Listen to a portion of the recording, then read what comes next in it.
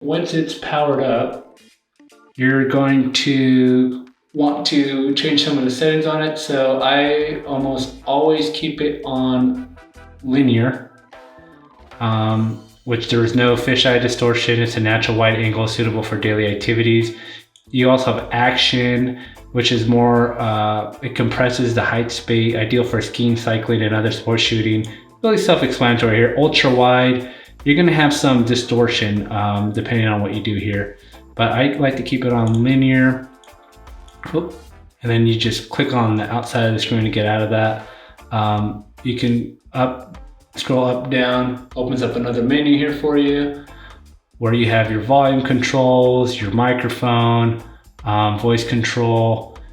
This is to lock it in a certain orientation if you like it horizontal or vertical. I typically like to keep it off because if you detach this guy right here, you can adjust that however you want.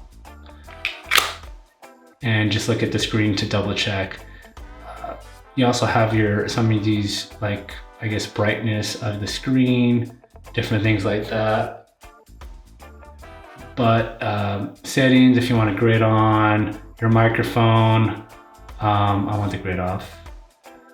Wind reduction on the audio, stereo, directional focus. I would definitely keep wind reduction on because there's going to be some wind out there. And then as you can see right now, it is recording at 22.7 at 30 frames per second. That's kind of like the highest quality available right now. It's also recording in vivid. The aspect ratio, this is for like an iPhone. I like to keep it at 16:9. Stabilization, standard.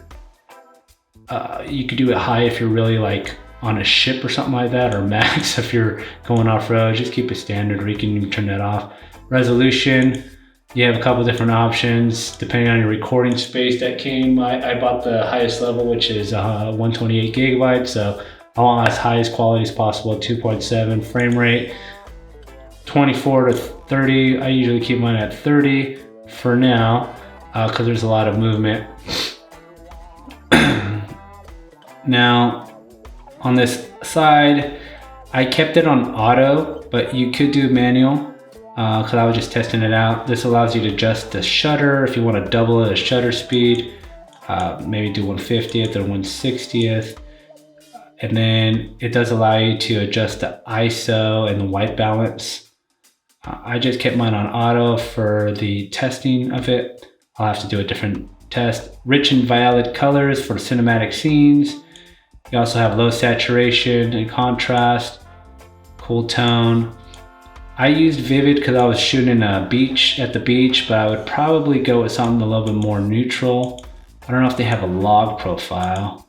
Snow, night, ocean. Oh, maybe I should have used ocean. Highly saturated contrast tone for outdoor water scenes. Well, I probably am gonna go ahead and switch to standard for now on.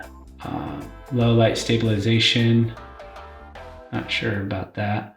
You can also adjust your white balance, which is really cool, to your Kelvin, 3000 or 5600.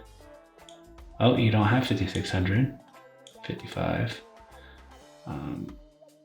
So I'm going to go ahead and put mine on auto for right now. Yeah, so there's a lot of cool little features of this camera. So if you have any questions about the Insta360 Go or want to share some of your experience, please drop a comment below. Don't forget to hit the like button if you found this video helpful and subscribe for more content.